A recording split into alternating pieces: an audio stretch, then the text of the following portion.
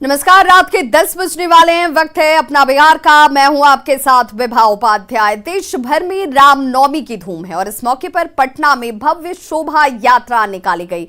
डाक बंगला चौराहे पर 45 झांकियां आकर्षण का केंद्र हैं और झांकियों के पहुंचने का सिलसिला लगातार जारी है। झांकियों के स्वागत को लेकर डाक बंगला चौराहे पर भारी संख्या में श्रद्धालु उमड़े हैं। जायजा लिया न्यूज 18 संवाददाता रजनीश कुमार ने। राजधानी पटना रामनवमी में पूरी तरह से राममय हो गया है और एक एक कर लगातार झांकियां निकल रही है। डाक बंगला चौराहा पर इस वक्त हम मौजूद हैं और देखिए कि किस तरह से रात में आपको नज़ारा हम दिखा पा रहे हैं कि पूरा पटना आकर्षक दिख रहा है। डाक बंगला चौराहा से लेकर महावीर मंदिर तक पूरी तरह से लोग कतारबद्ध हैं। श्रद्धालुओं की बड़ी संख्या में यहाँ मौजूदगी दिख रही है और एक से बढ़कर एक आकर्षक झांकियां दिख रही है। सीएम नीतीश कुमार के साथ साथ डिप्टी सीएम, बिहार के राज्यपाल अभी यहाँ पर पहुंचे थे और उन्होंने श्रद्धालुओं को अभिवादन किया। जो झांकियां हैं उसका उन्होंने लुत्फ उठाया। गंगा आरती के साथ साथ भजन संध्या के यहाँ पर आयोजन किया गया था। अभी भी जो मंच है देख सकते हैं, बीजेपी के तमाम जो नेता हैं बड़ी संख्या में यहाँ मौजूद हैं और सिक्किम के जो राज्यपाल हैं गंगा प्रसाद, ये खुद अभी मौजूद हैं। तो कुल मिलाकर जो विधायक हैं, सांसद हैं या मंत्री हैं, वो बड़ी संख्या में यहाँ पर मौजूद आपको नजर आ रहे हैं। और जो झांकी है पटना की बात अगर करेंगे तो 2 साल के बाद एक नज़ारा देखने को मिल रहा है कि लोग इंतजार कर रहे थे, क्योंकि कोरोना की वजह से सारा कार्यक्रम जो है बंद था। ऐसे में जो रामनवमी है उस पर विराम लग गया था। 2 साल बाद आप देख सकते हैं किस तरह से पूरा पटना राममय हो गया है और दानापुर से लेकर रूपसपुर, कदमकुआं, मछुआ टोली, अशोक राजपथ, डाक बंगला, तमाम जगहों से तकरीबन 45 झांकियां निकाली गई है और भगवान राम के अलग अलग चरित्र को दिखाया जा रहा है। और जो महिलाएं हैं, बच्चे हैं, बुजुर्ग हैं, हर कोई थिरक रहे हैं, नाच रहे हैं, गा रहे हैं और कहीं ना कहीं पूरा शहर जो है भगवामय हो गया है। तकरीबन 45,000 जो पटाखे हैं, झंडा है, वो अलग अलग जगहों पर लगाया गया है और कहा जा रहा है कि देर रात तक ये सिलसिला बदस्तूर जारी रहेगा, क्योंकि 2 साल के बाद जो श्रद्धालु हैं उन्हें मौका मिला है इस तरह से जय श्री राम करने का। कैमरामैन दीपक के साथ रजनीश कुमार, न्यूज 18 पटना।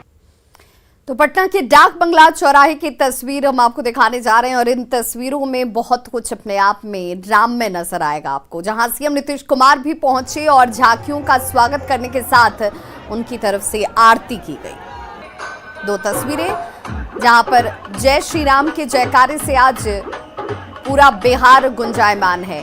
राजधानी पटना की ये तस्वीर जहां पर सड़कों पर 45 झांकियां, बेहद विहंगम दृश्य इस वक्त राजधानी की सड़कों पर। रामनवमी की झांकियों का स्वागत मुख्यमंत्री की तरफ से किया गया। वहीं दूसरी तस्वीर आरती किए जाने की, भगवान श्री राम के जन्मोत्सव को लेकर जो भव्य झांकी आपको अलग अलग अखाड़ों के द्वारा अलग अलग झांकियों में भगवान श्री राम के उसी अद्भुत अवतार की इस वक्त विहंगम दृश्य राजधानी पटना की सड़क पर। और पटना के कई इलाकों से ये झांकियां जो है वो डाक बंगला चौराहे पर पहुंची हुई हैं, जहां पर झांकी में शामिल श्रद्धालुओं ने जय श्री राम के नारे लगातार लगाए हुए हैं। सीएम नीतीश कुमार ने भी जय श्री राम, भगवान प्रभु श्री राम की आरती उतारी, उनका स्वागत किया, उनका अभिवादन किया और आज केसरिया में आपको राजधानी नजर आ रही है। 2 साल के लंबे इंतजार के बाद ये शुभ अवसर एक बार फिर से। पूरा माहौल जो है वह आध्यात्मिक माहौल में रंगा हुआ नजर आ रहा है और लगातार जो झांकियां हैं वो आ रही हैं यहाँ पर और तस्वीरों में एक बहुत बड़ी भीड़ राजधानी पटना के डाक बंगला चौराहे पर, तमाम खास लोगों के साथ आम लोग भी, और एक एक कर सिलसिलेवार तरीके से जो झांकियां आ रही हैं। देखिए यहाँ पर घोड़ा है, घोड़े के अलावा तमाम जो दूसरे जानवर हैं, ऊंट हैं और लोग यहाँ पर पहुँच रहे हैं। निश्चित तौर पर यह माहौल जो है वह आध्यात्मिक भावना से ओतप्रोत करने वाला है और लोग इसमें पूरी तरीके से डूबे हुए नजर आ रहे हैं। तस्वीर डाक बंगला चौराहे की, जहाँ पर मुख्यमंत्री नीतीश कुमार भी मौजूद रहे और श्री राम की आरती उन्होंने उतारी और इसके अलावा उनके साथ कई राज्य सरकार के मंत्री और अधिकारी भी मौजूद थे और पूजा समितियां एक एक कर यहां से आगे निकल रही हैं। भव्य और आकर्षक कार्यक्रम पटना के डाक बंगला चौराहे पर 2 साल कोरोना का रहा था और इस बार इस 2 साल की कसक लोगों ने पूरी कर ली है। एक भीड़ देख लीजिए, जो भीड़ है, एक भीड़ काफी संख्या में आम लोग जो है वह साक्षी बने हैं इस कार्यक्रम का। और बेहद ही खूबसूरत तस्वीर पटना के डाक बंगला चौराहे की, जहाँ पर विभिन्न पूजा समितियां यहाँ पर पहुंची हुई हैं। और आध्यात्मिक माहौल में कैसा लग रहा है? बहुत अच्छा लग रहा है। तो जय श्री राम, जय श्री राम। अच्छा लग रहा है, बहुत बढ़िया लग रहा है। जो माहौल है वो बता रहा है कि श्री राम कितने मायने रखते हैं सनातन धर्म के लिए। कैमरा पर्सन दीपक के साथ संजय कुमार, न्यूज़ 18 पटना। वहीं गोपालगंज में 2 दिनों के थावे महोत्सव का आगाज हो चुका है। बिहार सरकार के पर्यटन विभाग की तरफ से आयोजित कार्यक्रम का उद्घाटन डिप्टी सीएम रेणु देवी ने किया। आज बिहार कोकिला शारदा सिन्हा ने अपनी प्रस्तुति से समा बांध दिया। कल सिंगर उदित नारायण कार्यक्रम में शामिल होंगे। थावे में 2 साल बाद ये बड़ा कार्यक्रम इस वक्त आयोजित हो रहा है और उद्घाटन समारोह के बाद पर्यटन मंत्री नारायण साह ने कहा कि थावे मंदिर को विंध्याचल की तर्ज पर विकसित किया जाएगा।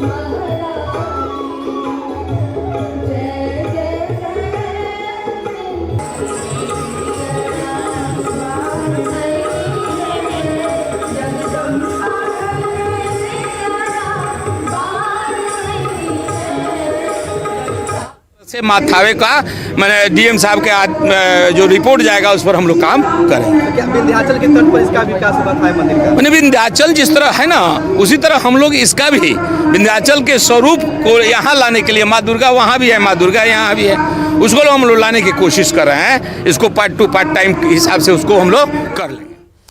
तो रामनवमी के मौके पर बगहा में कैलाशवा बाबा आश्रम में गंडक नदी के किनारे भव्य महाआरती का आयोजन किया गया। महाआरती में बड़ी संख्या में श्रद्धालुओं ने भाग लिया है। साधु संतों के साथ ही विश्व हिंदू परिषद, बजरंग दल और हिंदू युवा वाहिनी के तमाम कार्यकर्ता भी इस कार्यक्रम में शामिल हुए। महाआरती के जरिए अमन और शांति के साथ सद्भाव का संदेश दिया गया।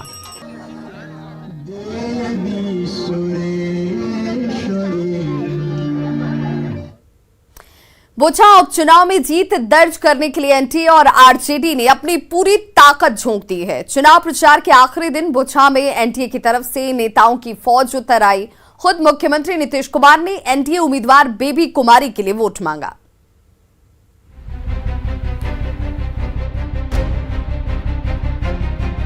अब हम इनका जीत का माल्यार्पण कर दें। हाथ उठा के बोलिए।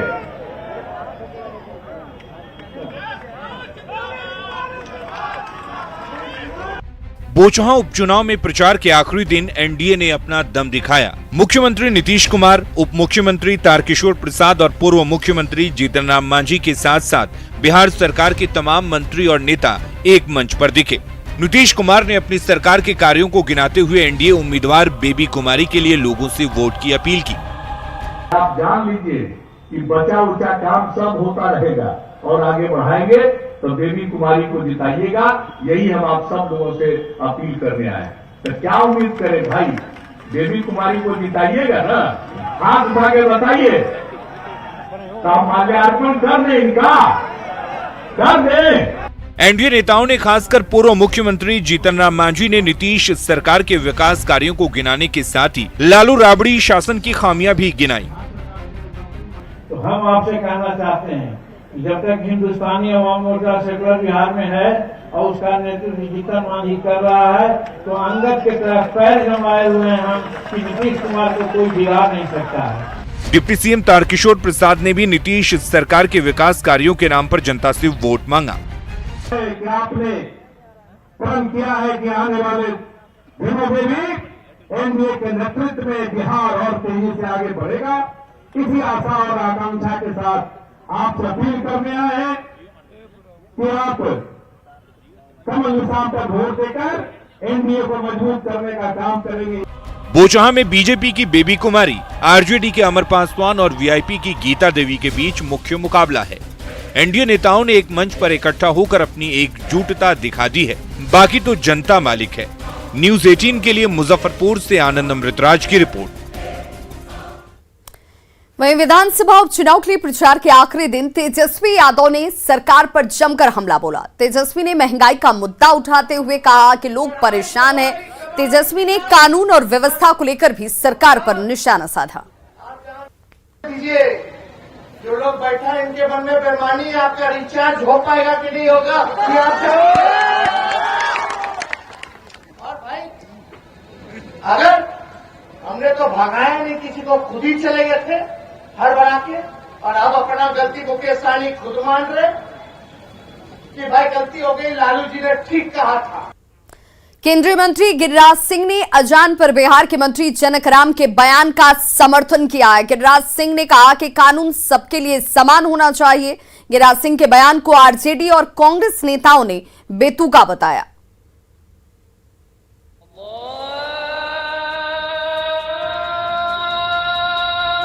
कानून सबके लिए बराबर होना चाहिए।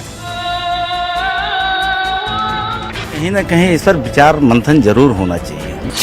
अजान पर घमासान, हॉर्न तेज बजता है तो खुद को अच्छा नहीं लगता है, तो तेज साउंड में अगर कहीं बातें, जैसे अभी हम अपने बाइट दे रहे हैं और लाउड स्पीकर बजने लगे तो खुद को अच्छा नहीं लगता है, तो कहीं न कहीं इस पर विचार मंथन जरूर होना चाहिए। महाराष्ट्र से शुरू हुआ अजान का शोर अब बिहार में सियासी घमासान का रूप ले चुका है। पहले बिहार सरकार के मंत्री जनकराम ने लाउडस्पीकर से अजान पर बैन की मांग की, और अब बीजेपी के फायर ब्रांड नेता और केंद्रीय ग्रामीण विकास मंत्री गिरिराज सिंह उनके समर्थन में उतर आए। गिरिराज सिंह ने कहा कि कानून सबके लिए समान होना चाहिए। दुनिया के कई देश हैं जो एक खास मजहब के हैं, फिर भी वहां इतनी तेज आवाज में सवेरे लोगों के नींद को हराम नहीं करते। जनक राम जी ने जो कहा वो कानून सबके लिए बराबर है।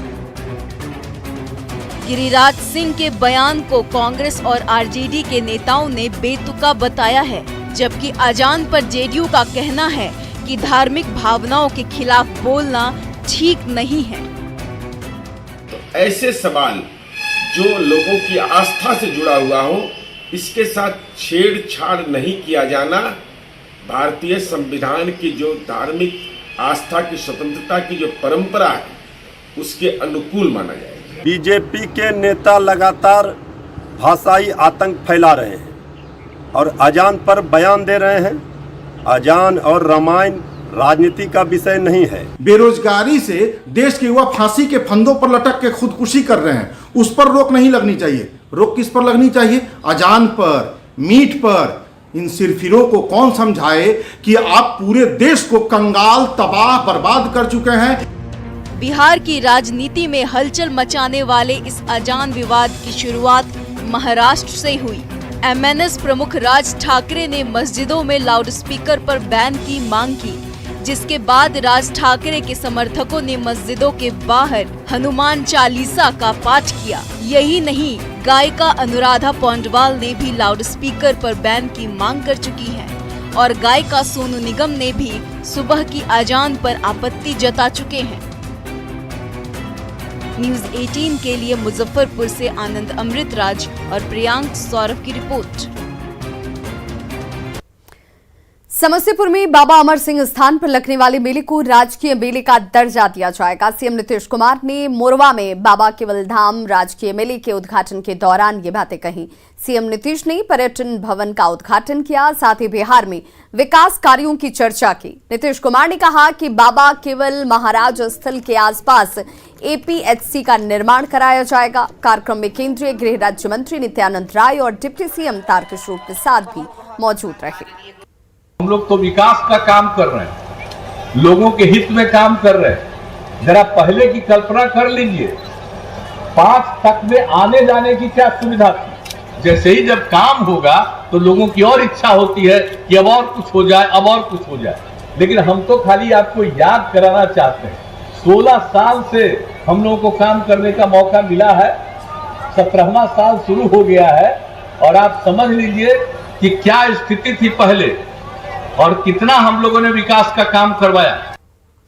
हिंदुस्तानी आवाम मोर्चा के प्रवक्ता दानिश रिजवान ने आरजेडी और तेजस्वी यादव पर बड़ा आरोप लगाया। रोहतास में पुल चोरी का जिक्र करते हुए दानिश ने कहा कि तेजस्वी यादव ने सरकार को बदनाम करने की साजिश रची थी। उन्होंने यहां तक कहा कि अपराध कराने के बाद तेजस्वी सरकार के कामकाज पर सवाल उठाते हैं। दानिश ने बिहार में 70% आपराधिक घटनाओं में आरजेडी नेताओं का हाथ होने का गंभीर आरोप भी लगाया।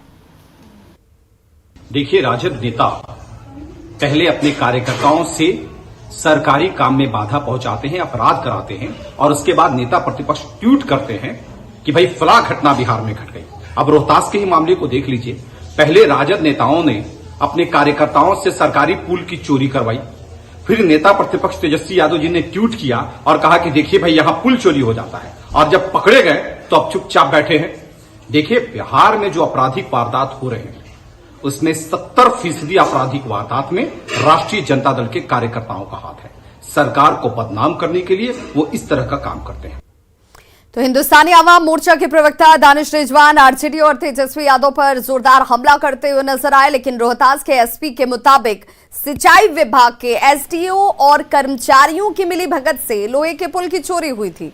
पुलिस ने एसडीओ सहित 8 लोगों को गिरफ्तार भी कर लिया है। इनमें आरजेडी का एक स्थानीय कार्यकर्ता भी शामिल है। रोहतास के एसपी ने कहा कि सिंचाई विभाग के कर्मचारी अरविंद कुमार की देखरेख में पुल को काटा गया। एसपी ने यहां तक कहा कि चोरी की घटना के मास्टरमाइंड सोन नहर अवर प्रमंडल नासरीगंज के एसडीओ राधेश्याम सिंह हैं। कैमूर के रहने वाले राधेश्याम सिंह के इशारे पर ही पूरी घटना को अंजाम दिया गया था। इस कांड में अमियावर गांव के आरजेडी नेता कल्याण भारद्वाज की भी संलिप्तता सामने आई है। अपराधियों से 10,000 रुपए लेकर इस कांड को अंजाम दिया गया।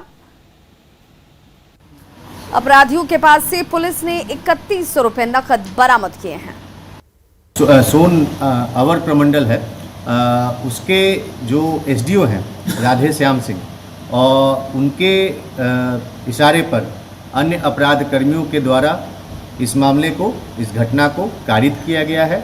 तो इस मामले में एसडीओ जो हैं राधे श्याम सिंह, उनकी गिरफ्तारी की गई है। साथ में 7 अन्य अपराधियों की भी गिरफ्तारी की गई है, जिनके नाम है राधे श्याम सिंह जो एसडीओ सोन नहर अवर प्रमंडल नासरीगंज है। उसके अलावा अरविंद कुमार जो कि वो भी सिंचाई विभाग के कर्मचारी हैं, मौसमी कर्मचारी, नहर विभाग सिंचाई विभाग के कर्मचारी हैं, जो कि नासरीगंज थाना क्षेत्र के ही रहने वाले हैं। और बड़ी खबर इस वक्त सुपौल से आ रही है, जहां पर घायल मरीज को स्ट्रेचर नहीं मिला तो ऑटो में तड़पता रहा मरीज। सड़क हादसे में युवती सहित 3 लोग घायल हुए। सदर थाना के नूनू पट्टी के पास की यह घटना है। देखिए, काफी देर बाद सदर अस्पताल में इलाज शुरू हो पाया है। ऑटो में ही मरीज तड़पता रहा। सड़क हादसे में युवती सहित 3 लोग जख्मी हुए थे, जिन्हें अस्पताल तक पहुंचने के लिए काफी मशक्कत करनी पड़ी और सदर थाना के नूनू पट्टी के पास यह हादसा हुआ।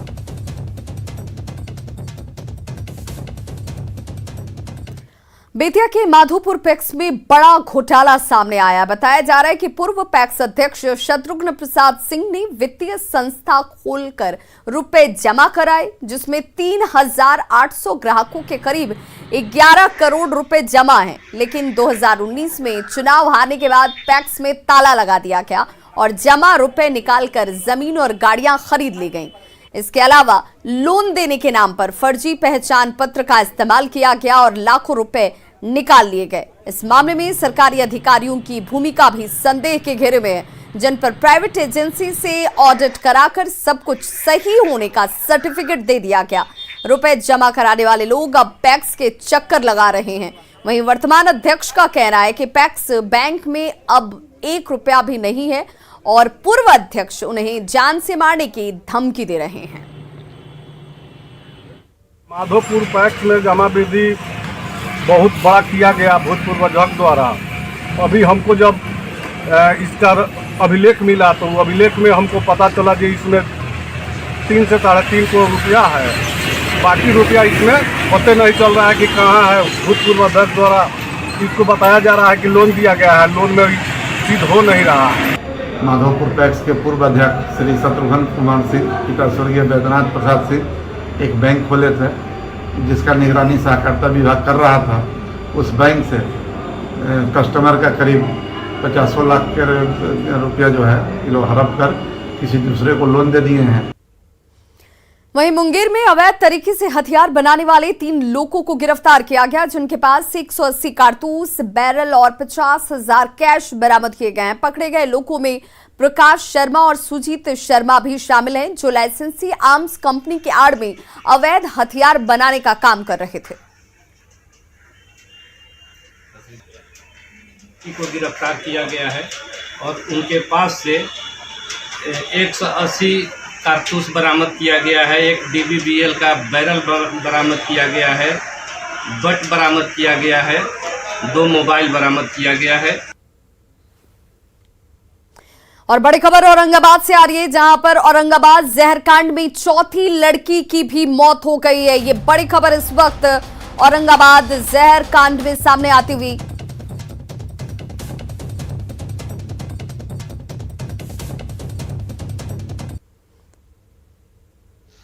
तो चौथी लड़की की भी अब मौत हो चुकी है। 6 सहेलियों ने एक साथ जहर खाई थी। सल्फास की गोलियों को इन 6 सहेलियों ने एक साथ खाया था, जिनमें 3 लड़कियों की शनिवार को ही मौत हो गई थी। 2 लड़कियों का भी इलाज चल रहा है।